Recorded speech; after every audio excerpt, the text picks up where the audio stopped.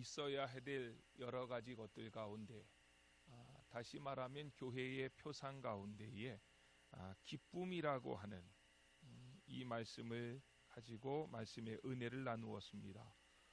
오늘은 교회는 거룩한 공동체이다 하는 이 교회의 거룩성에 대한 말씀을 가지고 특별히 17절에 있는 말씀을 중심으로 말씀의 은혜를 나누고자 합니다. 예수를 믿고 나면 누구에게나 소망이 생겨납니다. 그 중에 하나가 거룩함에 대한 열망입니다. 우리가 하나님의 속성 혹은 하나님의 성품이라고도 말하는데 굉장히 많은 것들이 있지요. 하나님은 전능하시고 전지하시고 또 하나님은 사랑이 많으시고 은혜로우시고 자비로우시고 노하기를 더디하시고 굉장히 많은 하나님의 속성들을 열거할 수 있는데 그 중에 가장 중요한 속성을 한 가지만 말하라면 아마 그것이 거룩성이 아니겠느냐. 하나님은 거룩하시다. 이 말씀이 하나님의 여러 가지 속성들 가운데 가장 대표할 만한 속성이라고 생각되어집니다. 신앙생활하는 사람들을 우리는 성도라고 이야기하지요. 성도라고 하는 이 말의 의미가 거룩한 무리라고 하는 뜻입니다. 저는 여러분들에게 질문하면서 오늘의 말씀을 시작해 보려고 합니다. 여러분들은 성도가 맞습니까? 그렇다면 언제 거룩해지셨습니까? 어떻게 거룩해지셨습니까? 고민해 봐야 되겠지요. 내가 성도라면, 거룩한 무리의 한 사람이라면 나는 언제 거룩해졌는가? 또 어떻게 거룩해졌는가? 굉장히 중요한 질문이고 꼭 우리가 이 질문에는 대답할 수 있어야 되는데 너무 감사한 것은 이 중요한 질문에 대한 대답이 17절 한 절에서 너무 명확하게 우리에게 제시되어져 있다는 것입니다. 17절에 뭐라고 얘기하느냐 하면 저희를 진리로 거룩하게 하옵소서. 아버지의 말씀은 진리니이다. 저희를 진리로 거룩하게 하옵소서. 아버지의 말씀은 진리니이다. 이것은 예수님께서 십자가를 앞에 두고 우리가 여러 차례 배경 설명을 이야기했지만 겟세마네 동산으로 지금 기도하러 가시는 도중에 그 도상에서 제자들과 제자들을 통해서 세워질 교회들을 놓고 주님께서 하신 기도인데 그 기도의 내용 가운데에는 저희를 했을 때는 1차적으로는 뒤에 따라오는 11명의 제자들이죠. 더 확대시킨다면 그 제자들을 통해서 세워질 하나님의 교회들입니다. 예수님의 기도는 저희를 진리로 거룩하게 하옵소서 이렇게 말씀하고 있다는 것이지요. 여기에 거룩이라고 하는 것은 진리로만 가능하다 이렇게 해석할 수도 있겠죠. 저희를 진리로 거룩하게 하옵소서라고 하는 이 말을 다시 풀어 설명한다면 진리로만 거룩해질 수 있다 이런 뜻인데 이 말은 진리로만 거룩하게 된다라고 하는 이 말의 뜻은 거룩함이라고 하는 것은 나로부터 나오는 것이 아니라 진리 안에서만 가능하다 이런 뜻입니다. 이게 굉장히 중요한 말이 거룩함이라고 하는 것은 나로부터 나오는 것이 아니라 진리 안에서만 가능하다라고 하는 뜻이지요. 우리 한국 기독교는 지금 한 130년 됐거든요. 1845년 부활주일에 아펜젤러와 또 우리 장로교 선교사 언더우드 선교사님이 이제 와서 복음을 전하는 것을 이렇게 시작하면서 한국 기독교가 이제 시작이 되어졌다 이렇게 얘기하는데, 그런데 한국 기독교의 역사는 그렇게 볼 때에 이 130년 남짓 되었지만 한국은 그동안 유교나 불교의 그랬던 터전이 약 5,000년 동안 자리를 잡았습니다. 그래서 예수를 믿으면서도 어떨 때는 불교적이고 유교적인 그러한 사상들이 기독교 안에도 굉장히 많이 침투해져 있다는 거예요. 예를 든다면 신앙에도 급수가 있다고 생각을 합니다. 차등이 있다고 보는 거지요. 그래서 맨 처음에는 초신자고, 지나면 평신도고, 서리 집사에서 안수 집사로, 권사로, 장로로, 마치 이것이 신앙의 차등이요 등급으로 생각을 하기도 합니다.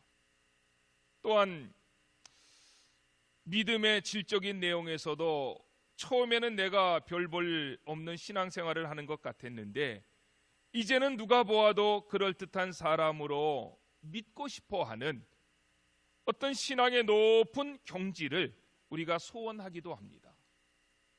그래서 그런 것들을 이루어 보기 위해서 기도라든지 금식이라든지 명상이라든지 영성이라든지 제자훈련이라든지 고행이라든지 이런 많은 일들을 우리가 행하게 되어지지요.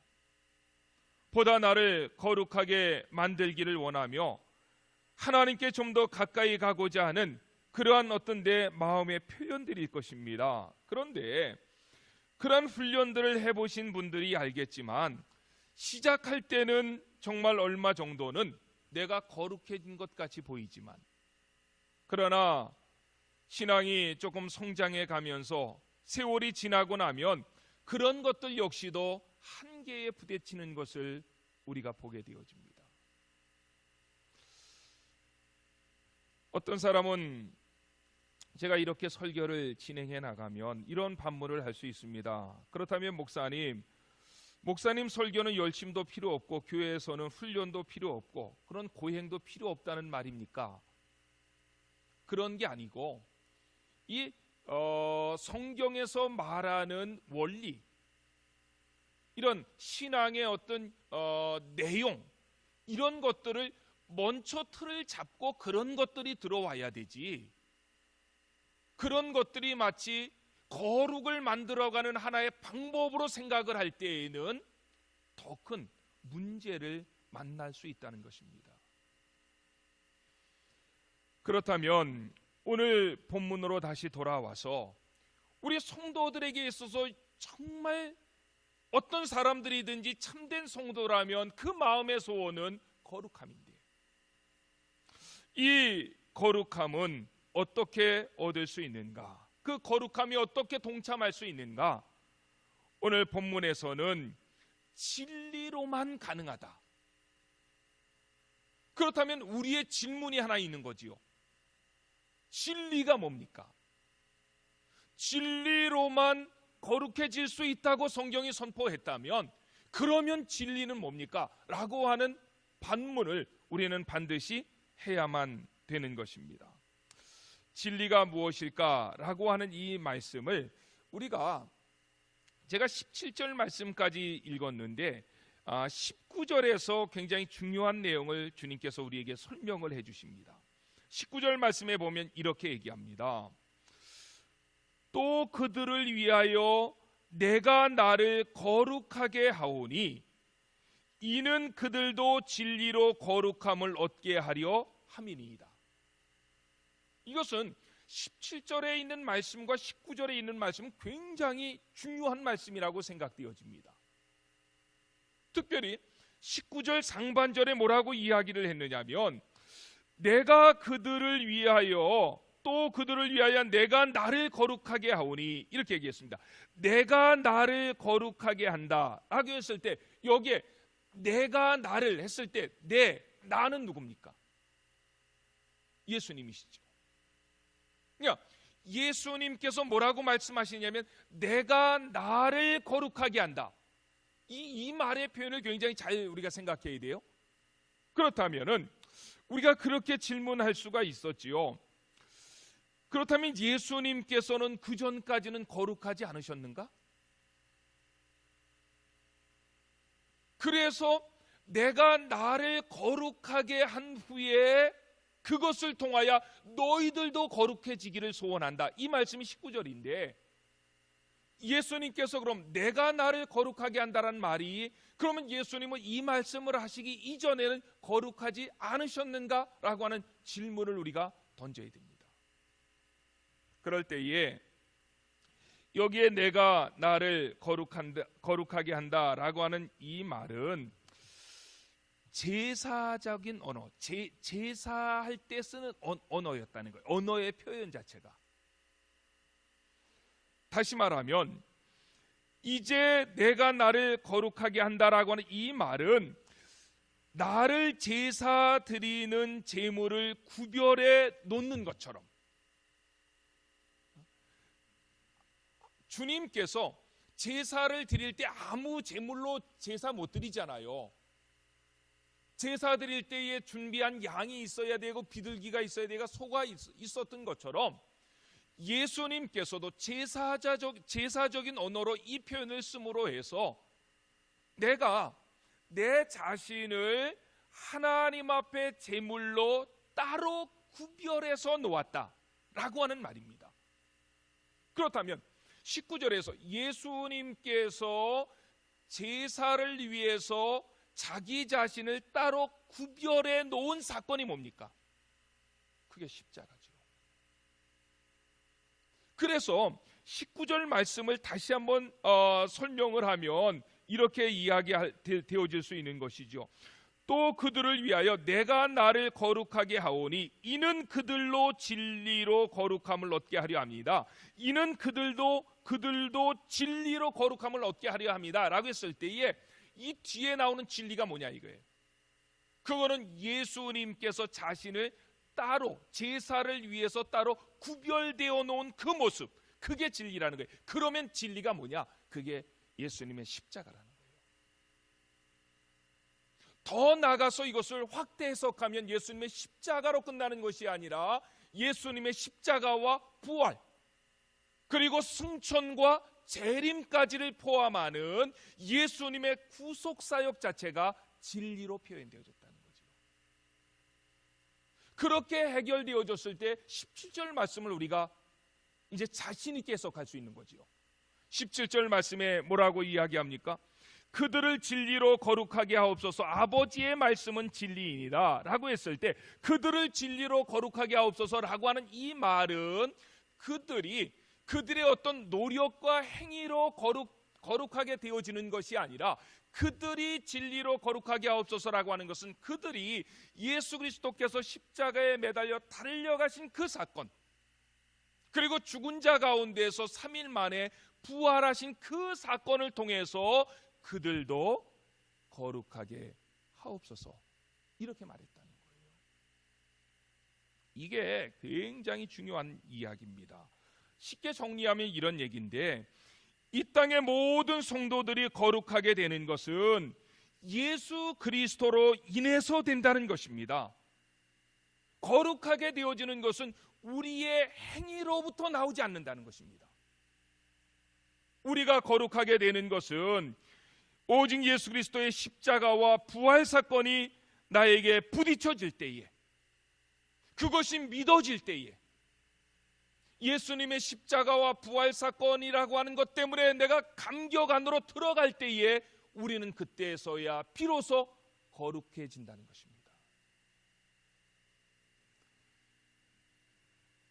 예수님의 십자가와 부활 사건을 나의 사건으로 승화시키지 못한다면 그 누구도 거룩해질 수 없습니다. 율법으로 안 됩니다. 인간의 교훈과 명령으로 안 됩니다. 우리가 전도를 하다 보면 이런 사람들 굉장히 많이 만나게 돼요. 전도하다 보면 나도 한때 교회에 열심히 다녔다. 충성도 해봤다. 찬양대도 해보고, 그리고 주일학교 교사도 해보고, 목장 안에서 뭐 옛날 구역 안에겠죠. 구역 안에서 구역장도 해보고 집사로서 심지어 사람들이 힘들다고 가기 싫어하는 식당에서도 나는 열심히 일해봤다. 그 얘기는 뭐예요? 굉장히 열심을 냈지만 왕년에 나도 다 해보았지만 별거 없다 하는 그런 식의 반응일 것입니다. 그런 사람들이 굉장히 많아요. 그런 사람들의 맹점이 뭡니까? 오늘 본문이라는 거예요. 자기의 열심으로 뭔가를 얻어보려고 하다가 그거는 안 된다고 성경이 이미 말했는데 그것을 가지고 뭔가 거룩함에 도달하려고 애를 쓰다가 안 되니까 실패한 거죠. 안 되는 게 당연하지요. 그것이 안 된다라고 하는 것은 오늘 본문 말씀뿐만 아니라 특별히 오늘은 이게 사도 요한이 이제 요한복음을 기록했는데 뒤에 보면 바울 서신에서 이 내용을 얼마나 자세히 풀어 설명하는지 모릅니다. 바울 서신 전체를 우리가 살펴볼 수도 있겠지만 그럴 시간이 없어서 뭐 우리가 골로새서 같은 데 대표적으로 살펴볼 수 있죠. 골로새서는 이런 내용들을 골로새서는 이제 교회의 머리 되신 그리스도, 이 그리스도가 어떤 분이냐라고 하는 것을 너무 잘 설명한 성경이거든요.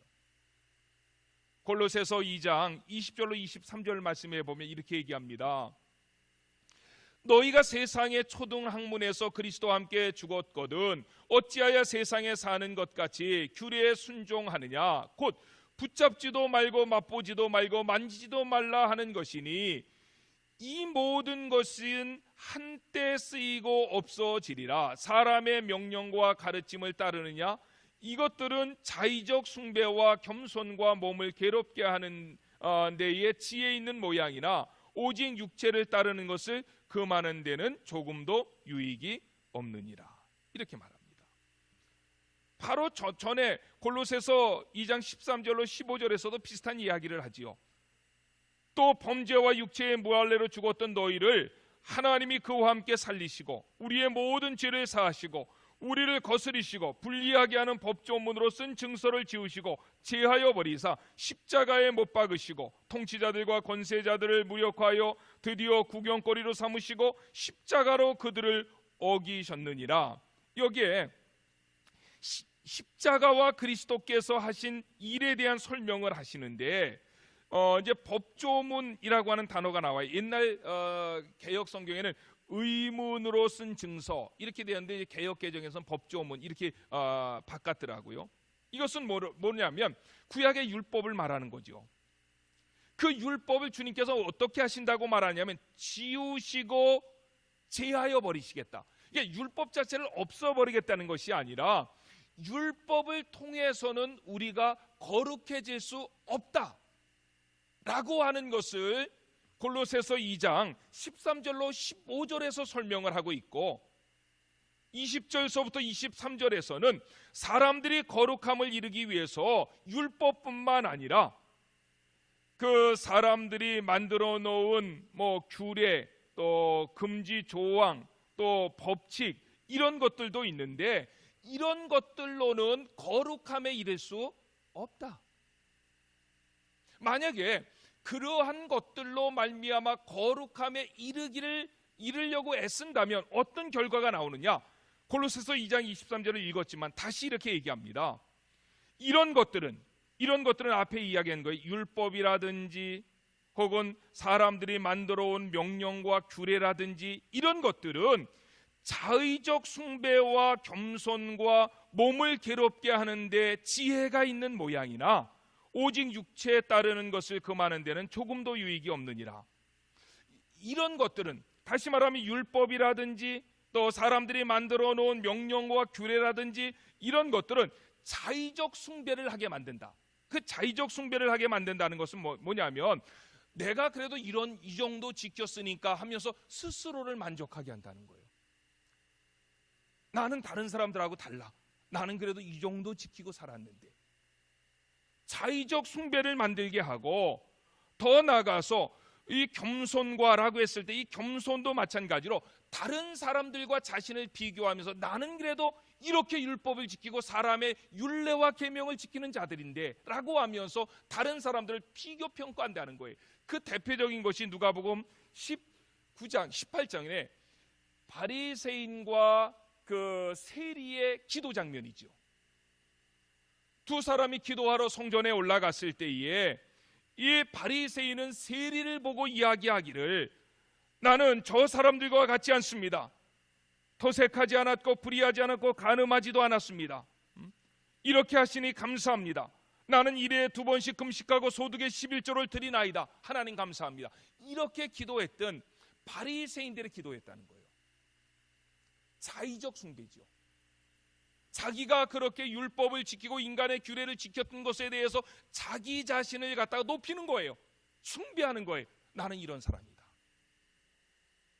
그리고 도리어 다른 사람들의 그 행위를 내리깎는 거죠. 저 사람들과 같지 않게 하시니 감사합니다. 나는 일에 2번씩 금식하고 뭐하고 이렇게 나열했다는 거예요. 그러면서 바울은 한 가지 더 이야기를 합니다. 이런 것들은 자의적 숭배와 겸손과 몸을 괴롭게 하는 데는 지혜 있는 모양이나, 다른 사람들은 1년에 한 번 금식하는데 그런 사고를 가지고 일주일에 2번 금식하면 몸이 괴롭지요. 몸을 괴롭게 하는 데는 지혜가 있었다. 그런 것들이. 그런데 그런 것들 가지고는 우리가 거룩함에 동참할 수 없다라고 하는 것을 사도 바울은 골로새서 2장 13절서부터 23절까지 너무나도 자세히 풀어 설명하고 있다는 것입니다. 율법을 지켜도 사람의 명령과 교훈을 따라서도 거룩하게 되지 못하지만, 오직 우리가 거룩하게 될 수 있는 유일한 방법은, 그것은 진리로 거룩하게 되는 것입니다. 그 진리라고 하는 것은 17절 말씀에는 진리라고 하는 말로 이야기했지만 19절에 가서는 그 진리가 무엇인지를 다시 설명하는데 예수님의 십자가와 부활 사건이라는 거예요. 예수님의 그 십자가와 부활의 그 사건이 내 마음 가운데 부딪혀질 때에, 그것이 감격이 될 때에, 그것이 은혜가 될 때에, 그럴 때에 하나님은 나를 향하여서 거룩하다고 말씀하시는 거지요. 의롭다고 칭해 주시는 것이지요. 이게 기독교의 교리 아닙니까? 그렇다면 저는 이제 한 가지 질문을 하고 오늘 말씀을 정리해야 될 것 같아요. 우리가 거룩함에 이르게 하는 것은 율법은 실패했다. 이미 선포했잖아요. 우리가 거룩함에 이르게 하는 것은 사람의 명령과 교훈을 가지고서는 거룩함을 얻지 못한다. 이렇게 이야기를 했습니다. 그렇다면 율법이라든지 교회 안에 있는 많은 사람의 명령, 규례, 교훈, 이것은 무익한 것이냐? 그렇죠. 거기에 대한 질문을 우리가 던져야 오늘 말씀이 이제 마무리가 되겠지요. 쉽게 예를 들어서 설명을 해보겠습니다. 우리가 지금 주일 일부 예배를 9시에 드리는데 9시에 일부 예배 드리라고 누가 정해놨습니까? 예? 주님이 정해놓으신 거예요? 아니에요. 이건 우리가 정해놓은 거예요. 우리끼리. 그렇죠. 뭐 8시에 드리는 교회는 그럼 이단입니까? 아니에요. 8시에 드려도 되고 9시에 드려도 되고, 예, 사람들이 만들어 놓은 거지요.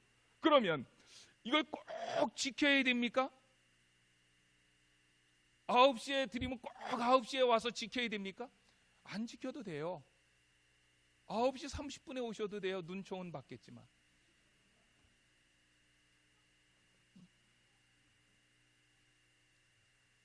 찬양 예배는 누가 만들었습니까? 사람이 만드는 거예요. 육체가 고달프면 빠져도 됩니다. 우리가 약속하고 하는 것인데, 이게 사람의 명령과 사람이 정해놓은 계명이니까 그것 가지고 뭐 구원이 왔다 갔다 하거나 그러지는 않습니다. 찬양대에서, 주일학교에서, 식당에서 우리는 많은 봉사를 합니다. 누가 만들어 놓았습니까? 사람들이 만들어 놓은 거예요. 그 안 해도 됩니다. 진리 위에 구속할 수 있는 것은 아무것도 없습니다. 사람이 만든 법과 사람이 만든 명령이 어떻게 우리를 구속할 수가 있겠습니까? 그런데 잘 생각해 보십시오. 예수 그리스도의 십자가와 부활의 사건으로, 그것이 예수님의 사건만이 아닌 나의 사건으로 승화시킨 사람은 절대로 그렇게 살지 않습니다. 왜냐하면 그런 사람들은 이제부터 내가 나를 주장하는 삶이 아니라 성령이 나를 인도하는 삶을 살기 때문에 그렇습니다. 그런 사람들은 억지로 주의 일을 하는 것이 아니라, 사람의 눈치를 보고 일하는 것이 아니라, 마지못해 교회에 나오는 것이 아니라, 9시 예배가 있고 11시에 예배가 있으면 그런 사람들, 십자가와 부활의 사건을 체험한 사람들은 8시에 나와서 기쁨으로 찬양하고 준비하는 거예요. 왜냐하면 나를 거룩하게 하시기 위해서 이 땅에 오셔서 십자가를 지시고 부활하신 예수님이 그것을 원하시고 기뻐하시는 일이기 때문에 그렇습니다. 예수님이 그 율법을 자원해서 기쁨으로 순종하셨기 때문에 그렇습니다. 거룩해지려고 하는 것이 아니라 십자가와 부활을 통해서 거룩함을 체험한 사람들은 이제부터는 내가 나를 주장하는 것이 아니니까, 성령이 나를 주장하시니까, 내가 기뻐하는 대로 사는 것이 아니니까, 하나님이 기뻐하시는 대로 살아야 되니까, 내 모습이, 내 삶이 스탠다드가 아니라 예수님이 우리의 롤모델이시니까, 그러니까 예수님이 사셨던 그 모습대로 살려고 하는 거고, 하나님이 기뻐하시는 대로, 성령이 인도하시는 대로 우리가 그렇게 사는 것입니다. 어떨 때는 나의 아내가 하는 모습을 보아서는 아내도 전혀 마음이 안 들 때가 있지요. 또 아내 입장에서는 남편이 하는 짓을 보아서는 하루에 수십 번씩 남편을 바꾸고 싶을 때가 있겠지요. 그런데 성경은 무엇이라고 말하는가 하면, 그들이, 상대편이, 아내에게서는 남편이, 남편에게서는 아내가 하나님의 기쁨이 된다고 말씀하십니다. 그렇다면 여러분들은 어떻게 하며 살아야 됩니까? 막 바꾸고 싶다고 바꾸면 큰일 나지 않아요? 나의 기쁨으로 여기고 살아야지요. 이것이 십자가와 부활로 거룩함을 얻은 성도의 삶이라는 것입니다. 주님이 오실 날이 얼마 남지 않았습니다. 한편의 강도처럼 생의 마지막 순간 구원함을 받은 것, 그것은 거룩함을 입은 거지요. 그렇죠? 왜냐하면 예수 그리스도의 십자가와 부활 사건이 그의 사건으로 가슴속에 부딪혀졌기 때문에, 그것으로 그가 거룩함을 얻었고 구원함을 받은 것, 큰 은혜이지요. 그러나 저는 개인적으로 한편의 강도처럼 그렇게 살다가 죽는 것보다는 사도 바울처럼 하나님을 위해서 일할 수 있을 때에 열심히 복음을 위해서 일하고, 복음을 온 땅에 증거하다가, 하나님이 기뻐하시는 모습대로 살아가다가, 주님이 우리의 삶의 롤모델이 되어서 주님이 사셨던 그 발자취를 따라가다가 주님이 부르실 때에 할렐루야 찬송하며 가야 되지 않겠습니까? 신앙에 있어서 거룩함이란 내 열심, 내 충성, 내 헌신, 내 능력, 이런 것 가지고는 나올 수 있는 것이 절대로 아닙니다. 인간의 명령, 인간의 규례, 인간의 법도, 율법이 아니라 우리를 거룩하게 할 수 있는 것은 오직 십자가와 부활입니다. 진리로 너희를 거룩하게 한다. 성경은 우리에게 그렇게 말씀하고 있고, 이제 그리스도의 십자가와 부활이 우리의 병들고 상처난 심령, 죽은 심령 위에 부딪힘으로 말미암아 저와 여러분들이 날마다 소생되어지고, 그 거룩함이 회복되어지고, 그리고 이제는 우리의 삶의 롤모델이신 주님을 본받아서 하나님이 기뻐하시는 모습대로 성령이 우리의 삶을 인도하는 대로 그렇게 살아드릴 수 있는 성숙한 그리스도인들이 되시기를 주의 이름으로 축원합니다. 기도하겠습니다. 오늘 저는 17절과 19절 말씀을 좀 이렇게 비교 평가하면서 말씀을 전했는데,